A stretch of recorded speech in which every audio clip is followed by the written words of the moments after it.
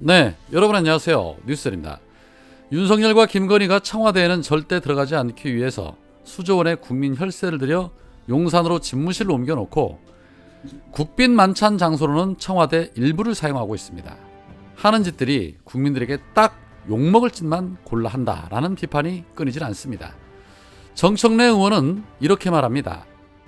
싫다고 나갈 땐 언제고 다시 청와대 영빈관인가. 지난 12월 5일 국빈 자격으로 대한민국을 방문한 베트남 국가주석의 만찬 행사가 청와대 영빈관에서 열렸다고 합니다. 대통령실을 이전하면서 국빈 초청 때마다 장소가 바뀌면서 장소를 꾸미기 위한 예산이 낭비되고 안전을 확인하고 동선을 통제하기 위한 경호 인력이 낭비되고 국민 불편 역시 더해지고 있습니다.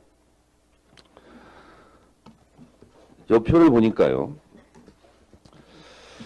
바이든 미국 대통령은 국립중앙박물관, 인도네시아 대통령은 대통령실, 사우디 왕세자는 한남동 관저, 케냐 대통령은 호텔에서 만나더니 결국 돌고 돌아 청와대 영빈관으로 다시 왔습니다. 국빈과의 만찬은 고도의 외교 현장입니다. 외국의 국가 정상들의 만찬 장소가 메뚜기처럼 이리 뛰고 저리 뛰고 바뀌어서야 되겠습니까? 보따리 장사 떴다방입니까? 변죽이 이렇게 죽을들 해서야 되겠습니까?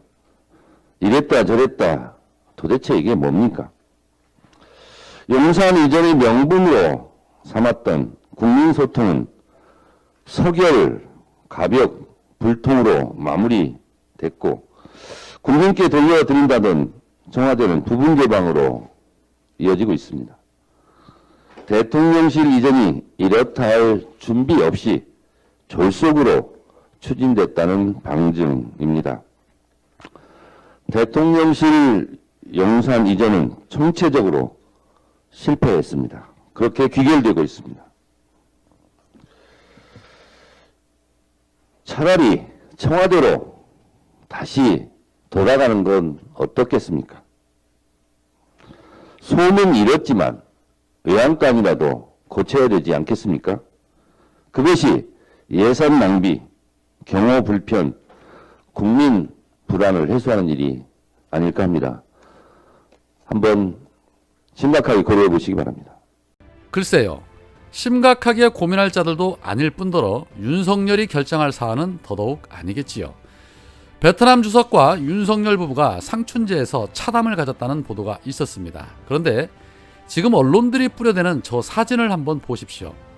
윤석열이 대통령인지 아니면 김건희가 대통령인지 모를 정도로 오히려 김건희 사진이 더 많습니다. 누가 실세인지 충분히 가늠케 하는 그런 장면들이죠. 거기에 더불어서 김건희가 베트남 주석에게 한국인 비자 문제를 해결해 줄 것을 요청했다고 합니다. 이에 대해서 베트남 주석이 한국 국민의 편의를 위해 최선을 다하겠다라고 답했다고 하지요. 기가 찰 일입니다. 대통령과 정부가 나서서 해야 할 일을 김건희가 하고 있는 것입니다. 베트남 주석과 김건희가 악수하고 있는 저 장면 한번 보십시오. 과거 영부인 중에 타국의 정상들과 저렇게 두 손 꼭 붙잡고 얘기하는 장면을 본 적이 없습니다. 사실상 김건희가 대통령의 역할을 하고 있는 그런 모습입니다. 제2부속실을 따로 만들지 않고 같이 쓰는 이유가 바로 저러한 것들이죠. 내가 실세인데 왜 제2부속실을 쓰냐? 뭐 이런 생각인 것입니다. 수사권 하나 주면 무엇이든 자기네들 마음대로 해도 된다는 사고방식을 갖고 있지 않는 이상 할 수 없는 그런 행동들을 보여주고 있는 것입니다.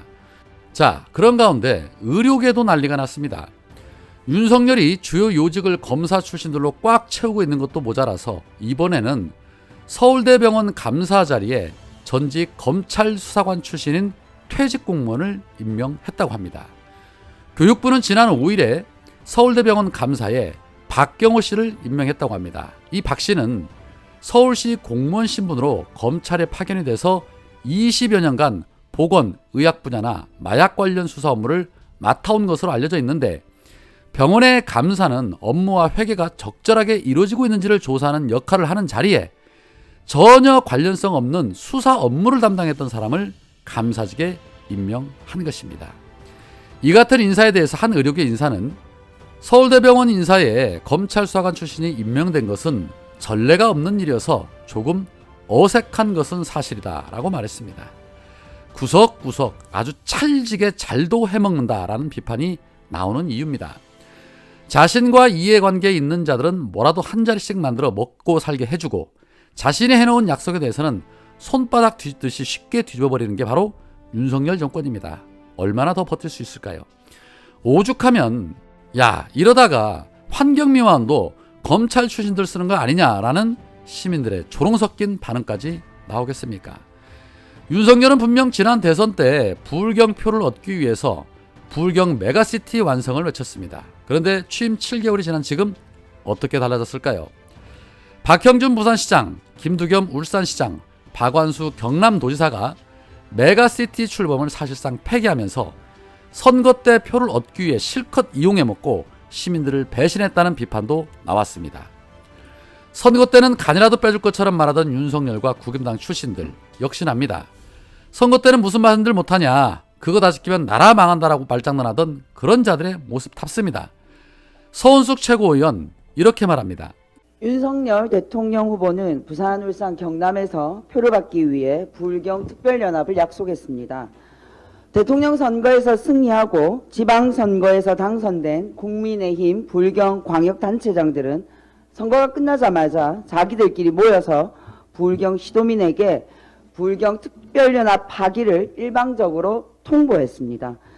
문재인 정부에서 부울경의 미래와 대한민국의 균형 발전을 위해 특별규약을 만들고 중앙정부 35조 예산 지원까지 편성해 두었던 부울경 메가시티였습니다. 그러나 국민의힘 부울경 광역단체장들은 시의회와 도의회에서 치열하게 토론하는 과정도 시민의 의견을 묻는 절차도 없이 중앙정부 예산 35조와 부울경 특별연합 규약을 내팽개치는 경솔한 선언을 한 것입니다. 국민의힘 부울경 광역단체장들은 전임 민주당 지방정부가 추진하던 일이라면 아무리 시민과 도민에게 도움이 되어도 파토를 놓겠다는 것 같습니다. 유치한 정치꾼의 모습입니다. 윤석열 대통령은 더 비겁합니다. 부산, 울산, 경남민에게서 대통령 선거표와 지방선거표만 쏙 빼먹고 부울경 메가시티 좌초는 모른 척하고 있습니다. 윤석열 정부 120대 국정과제에서 10번이나 언급되는 부울경 특별연합을 국민의힘 부울경 광역단체장들이 망치고 있는데 왜 꿀먹은 벙어리처럼 침묵하십니까? 윤석열 대통령의 동의 없이 국민의힘 부울경 광역단체장들이 어떻게 부울경 메가시티를 버릴 수 있겠습니까?